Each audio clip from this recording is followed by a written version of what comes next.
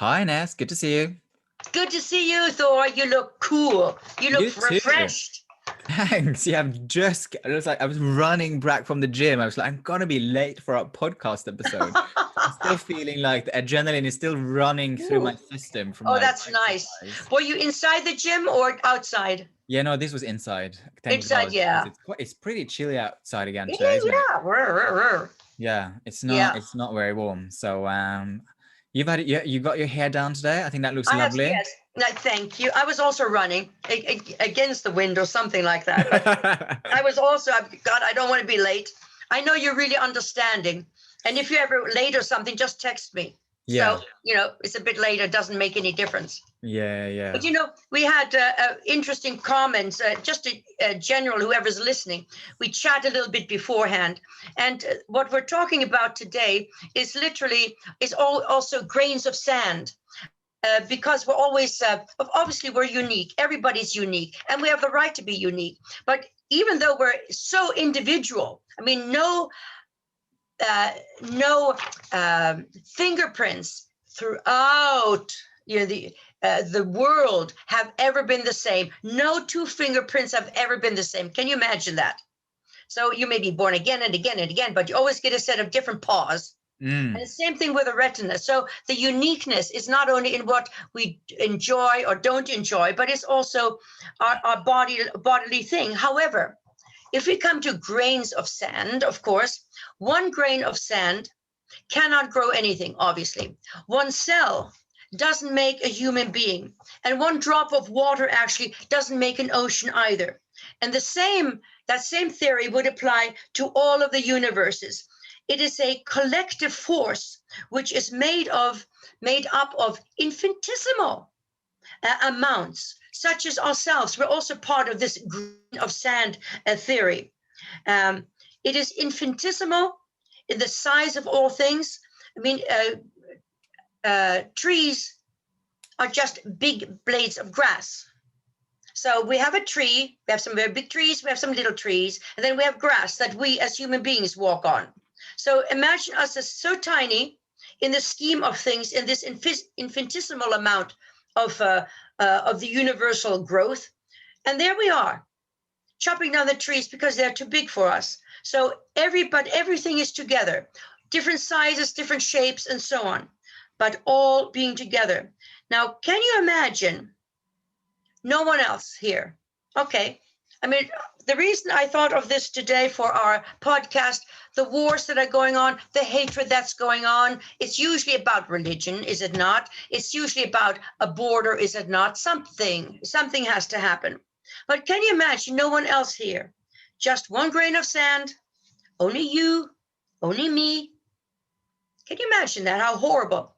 But we all rely on one another to create the facets of life in whatever form it may be.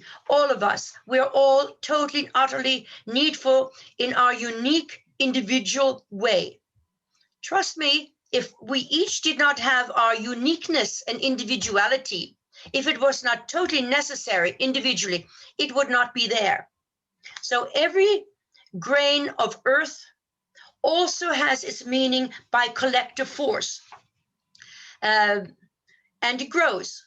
The earth grows. It brings forward everything. I mean, everything that we eat, that we live in houses that come from earth, the bricks, the steel, electricity also comes from that. Everything, our clothing, everything is grown somehow from the earth. As indeed we do with the cells of the body, which makes us grow. And so, of course, again, does everything, and this applies again to the universe in its infinitesimal amount of size or whatever shape also grows. Everything is always brought together. Now, before I go on, what do you think, Thor? I mean, this diversity, you also, I mean, we each in our own little circle find this enormous diversity, which I actually find refreshing. I think if we all thought or did the same, it would get very boring. Yeah, I mean, it wouldn't make much conversation, would it, if we No. all had the same opinion and we didn't have any different thoughts, and that That's yeah, it right. just wouldn't bring much rich conversations around, isn't it? I suppose it's an interesting thing which you said about war and religions and Yeah. borders, and I think one thing, I suppose that the issue there is lack of conversation, right? People Yeah, not that's meeting each other halfway and just deciding, let's bomb each other yeah. instead of meeting at the table and actually talk and share stories and get to know each Yes. other and figure out, okay, how can we actually do this in a wholesome human way moving forward? You know, it seems like bombs is the first port of call when Yeah. really conversation should be the first port of call so that we can move forward together, right? Absolutely. I totally agree with you. And I feel even though our podcast is small, but I think it's up to ourselves, people like ourselves, who can make a difference Mm. just by acknowledging that there are other ways to deal with things. It's not always killing because somebody doesn't agree. You know, it's as you just said, it's not the only way. It is most certainly not the only That's way. And right. there's lots of evidence of, I'm trying to think about this. I mean, it's not the best example, but what did they do in South Africa? They did a thing during apartheid. I mean, it's still awful in South Africa, but what did they do in the beginning? Didn't they do like a form of conflict resolution? I think they did a Yeah, form of conflict yeah, resolution, just slightly loosen the situation. I mean, it's still lots of yeah. fighting, Yeah, but it I think is. they did Yeah. a thing which I now can't remember. I mean, there's something which is called non-violent communication, which I think is a really Mm, interesting starting point. And so there is evidence of that conversation works, right? We don't have yes. to go to war. No, I totally agree. Because the war, there are a couple of generals who are sitting on the sidelines having a nice lunch, and it's the people in the middle who Yeah, may feel entirely different, yeah, who don't have a grudge, who may not like it, but they're not going to kill for it. yeah. No, I agree. But Hmm. one often thinks, well, what is the purpose of life? We're not going to go into, the learning process, but what is the purpose of life? Why? What is happening? What can we do? We can't escape, meaning, yes, we can get into a rocket and go up into space a little teeny weeny, but physically we cannot escape the earth. We can only stay here, and we can only enjoy the normal situations of eating, loving, feeling, and so on. All of that which we are able to derive as pleasure, we can experience everything. But then what? So we've got the money to do this, we have a lot of meals, we go on holiday, da da da. But then what? What is there? But the one thing that is there is we are a collective. I'm talking about the world. We are a collective. Each community is a collective. Where you're living in your flats is a collective. Your school is a collective. Your place of work is a collective. And we need each other. We need everyone, not just the chosen few that we think will suit our opinion. We all work together. We work together to help each other. There's nothing else. There's only each other because we work. Work helps another person to live, helps that person to eat, to drink, and so on. So each and every one, individual in the world, has the purpose of relying on each other, everybody. And if you are, let us say, in receipt of help, you're also benefiting another individual because you are receiving that help does not make you, let's say, a loser. I can't think of another word, Thor, at the moment. Just because you're at that end of which I'll get into in a moment, everybody needs each other.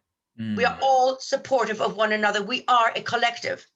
Anything on that, Thor? No, not on that one. You can go over to the next one, Ines. I think. Okay. Well, yeah, no, you can go to the next one. Yeah, I know it's self-explanatory. But I think I like it though. I think it's an interesting dichotomy, isn't there, between being that we are a collective, but we're also individuals. There is an Yes. interesting dichotomy going on there, and how do you reconcile that?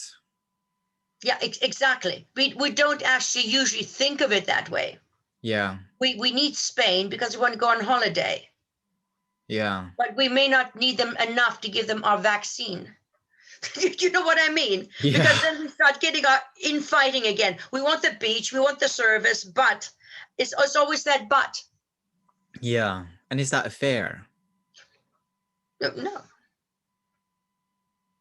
Anyway, the Yeah. main purpose in life, which is actually not seen. I'm not talking about the main purpose of life of this learning situation, but what is not seen. I'm talking entirely on a physical level today, which is not seen, is that there's always something that is not completely understood by ourselves, not completely seen within the future of time. I'm meaning that we don't really quite know if the job that we have, as an example, is going to pan out into the promotion that you might like. So we never know, even in our darkest hour of despair, which, trust me, all of us have.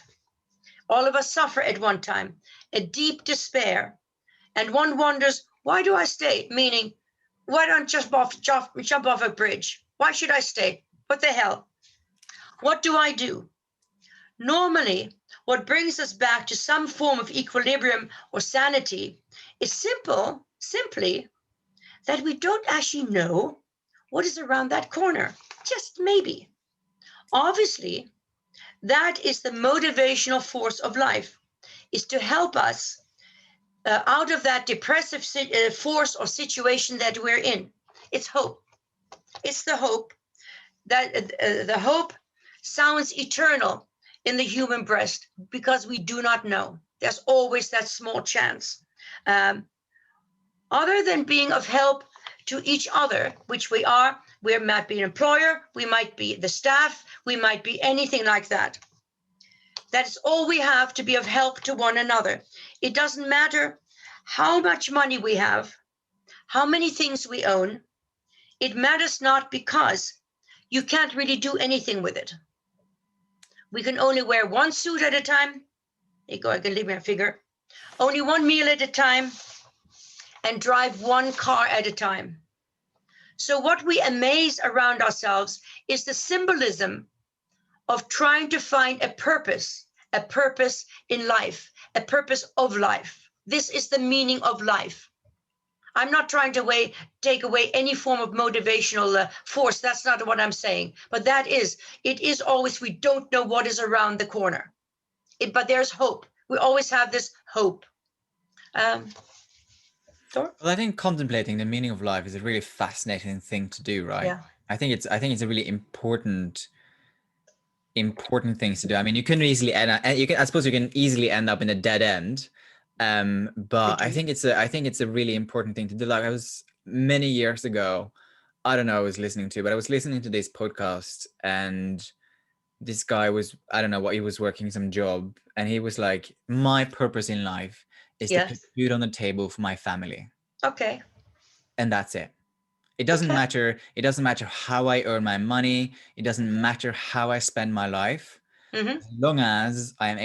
As long as I'm like able to provide and put food on the table, Mm-hmm. that's it. And I Okay. thought that was really, because many Yeah. people, like, and myself included, have like this lofty purpose and meaning and Yeah. whatever. Whilst for him, it was just like that baseline. If I'm able to do that, Yeah. Yeah. all is well in the world.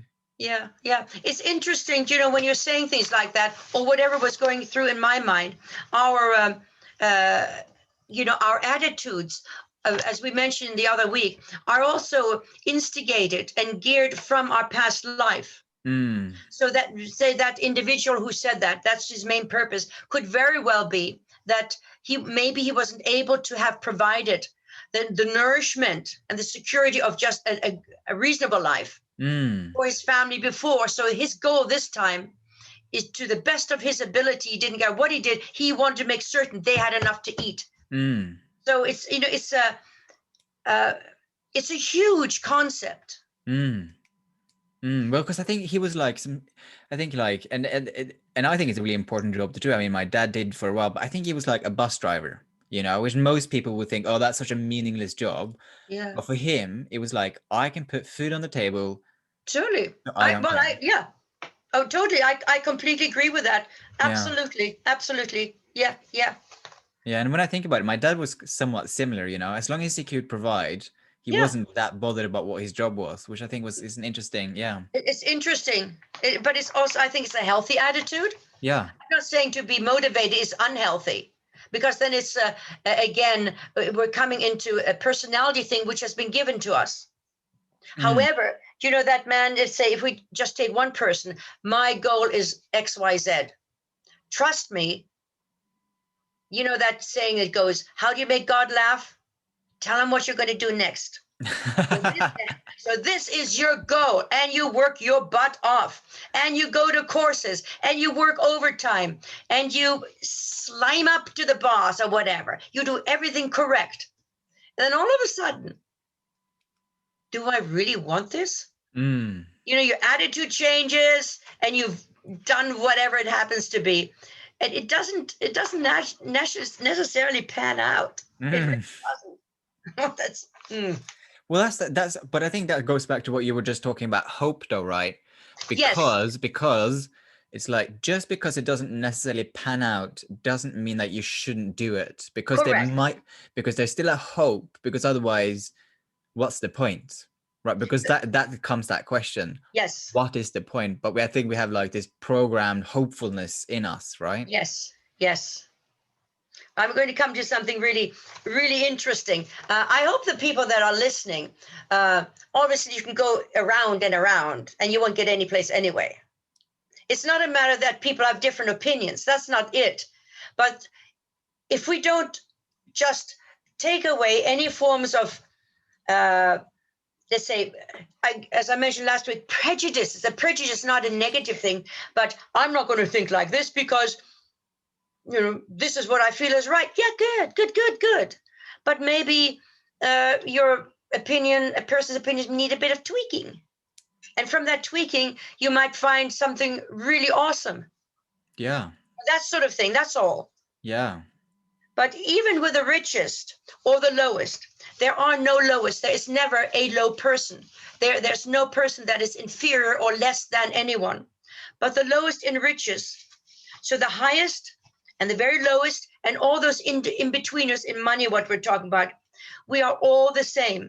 No one is exempt. Everyone is still needful to know what is around the next corner. Perhaps the next amount of money one will earn. Perhaps it will be a holiday. Perhaps it'll be a total change of life. But the power of spirit, and I'm talking about the clairvoyance in this case, is able to see within the forms of clairvoyance are simply patterns of what that spirit had decided before it came. There is a catch to what I am saying. Do you want to say anything before I give you the catch? No, I'm curious about what the catch is. Oh, yes, there is a catch because of that sort of thing. Okay, so what's the point of it all? Now, I say this very guardedly. Free will is possibly the greatest form of karmic pattern. Now, again, this leads into the more murky waters. Trust me. We think we have free will. Woohoo. Maybe we're delusional. I don't know. But possibly the greatest form of karmic pattern is the free will, because that is the only force. Our free will is the only force that can be altered, that makes the pattern of life so uncertain, because we, meaning spirit now, do not know how that free will of self will react in any given situation. There's more. So it's that free will.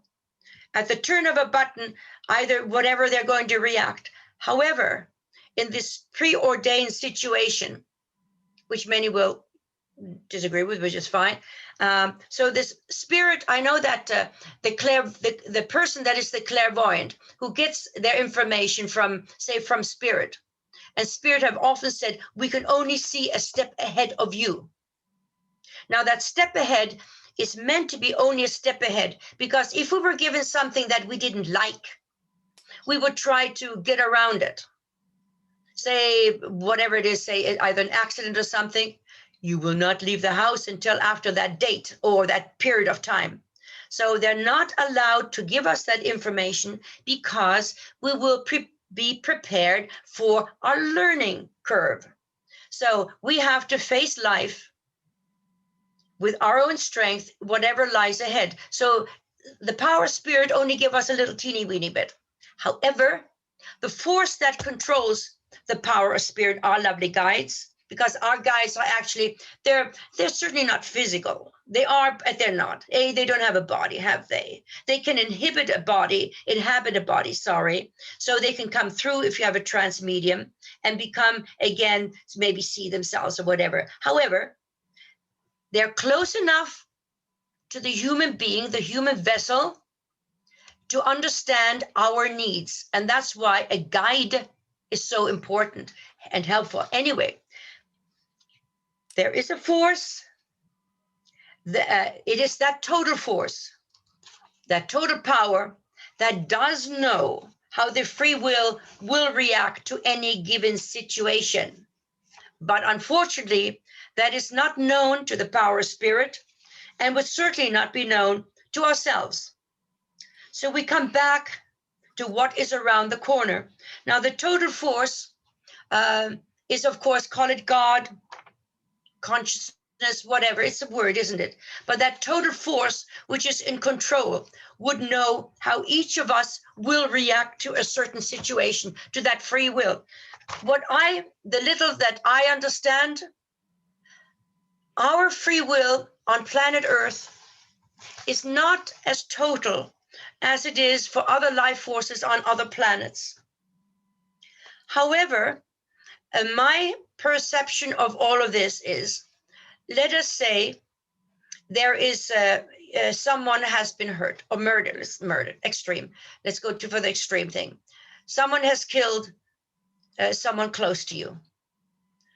How are you going to react? Okay, you've mourned, you shed your tears. Are you going to, now this is the moment of choice for you, that person in mourning. Are you going to get revenge? What are you going to do? Now that tiny little bit of thread of what are you going to do, the spiritual bit inside of you, which is not the same as the other two spiritual things, that is the governing body. And even that is allowed us by that greater force. What are you going to do? How are you going to execute your karmic pattern? You have been hurt. You're angry. Do you want vengeance? Do you shun God, which has happened? I can give you a couple of examples, say from Pompeii, something that we know about. I meditated. I gave money to the churches. I have my little altar. I didn't eat, fish, blood, whatever it happens to be. I followed all the rules and regulations. And now you take my family away, God? How dare you? I don't believe in God. I don't want God.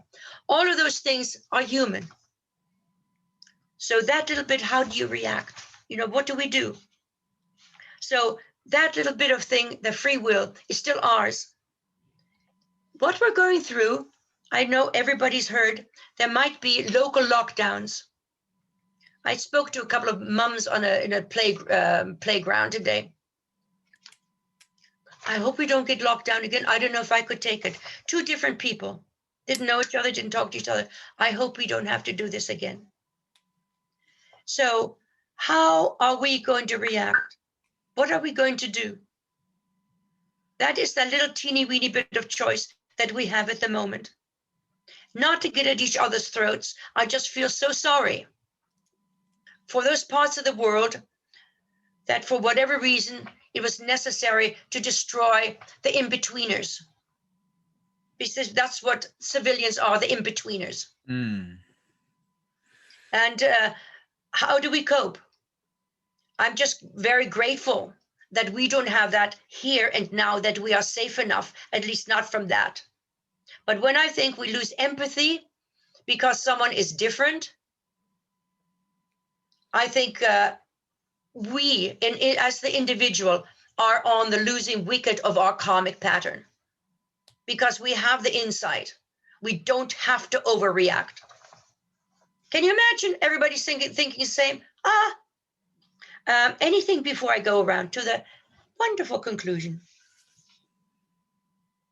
Just talk to each other, people, right? Get to know people who are not like you.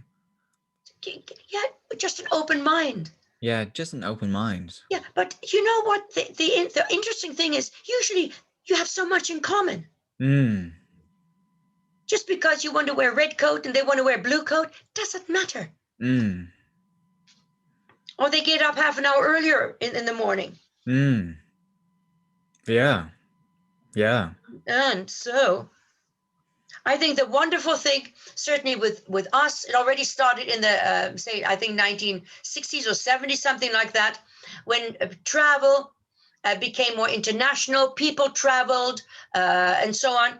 The international cuisine. It wasn't just chicken, chips, and peas, was it? I mean, that's. I'm sorry. I know I'm brought in from abroad, but chicken, chips, and peas. Blah, blah, blah. Isn't that You not the know. most? It's not the most amazing thing on earth. Well, yes, yes. I love my Indian. I love my Chinese. I love my Italian. And if I Yeah. see them from Africa, I'll go out of my way to try to get those vegetables, which I thought were awesome. Yeah. You know, that's the beauty of it. Yeah. No, it is. Absolutely agree. But then we turn our backs and God, I don't like you because of your color. Let's say color. But I'll take your food. That's Yeah. okay. That's okay. And some of your culture is really fun as well. I'll take that. But you know. But anyway, remember the grains of sand. And also remember the purpose of meditation. Now, this is really going to be so interesting. All of the grains of sand and dirt need to be with one another. Otherwise, they could not work together. The earth in itself is a living being. So the sand, the water, the earth, everything actually is working together. But the sand and the water and the earth need to be in very close proximity to pick up from each other, which they are. You have the shoreline, and underneath you have the seabed, you have the volcanoes and whatnot, but they have to be very close together. And if we look at the world as little grains of sand, that formulates the whole. Now I'm now referring to us as little grains of sand that formulate the whole. But whilst we're all together on this planet, and we are all reliant on each other on this planet to exist, but we are not a mass like the sea or the ocean. The force of meditation, that power that is generated from meditation, moves through the earth, moves through the sea, the deserts, and are all connected by that force of meditation that we are trying to desperately get by relaxing our brain. The grains of sand that make up mankind, if we, as I said, classify ourselves as grains of sand, we are also able to globally link with each other in the forms of meditation.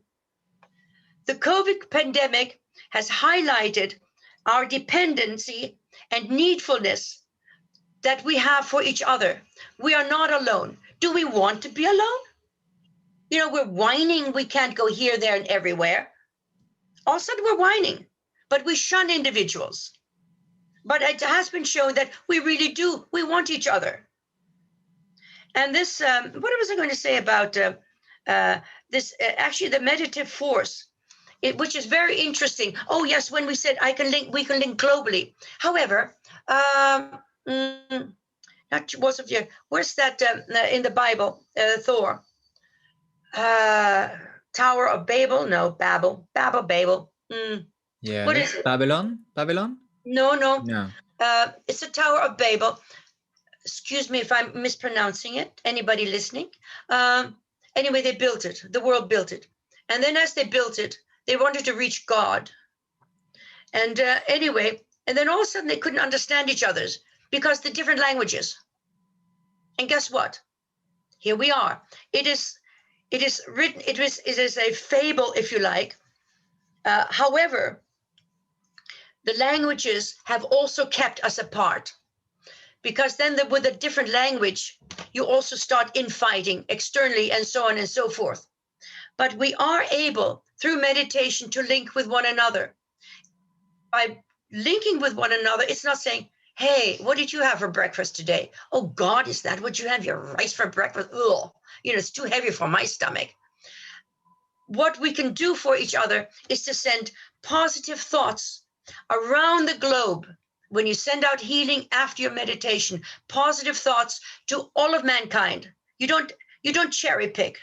That's not our job. We can't cherry pick, but to everybody, to see maybe they can work out their own situations of dilemma and need in their own way because of their own place on earth, basically. So meditation is so powerful. We can connect right this very second with everybody. There's a beautiful power in that, isn't it? And I think people forget. Yeah, it is. The sand, seas, and deserts, they use it. We can too, but we don't. Oh, I know, it's this molecular chain.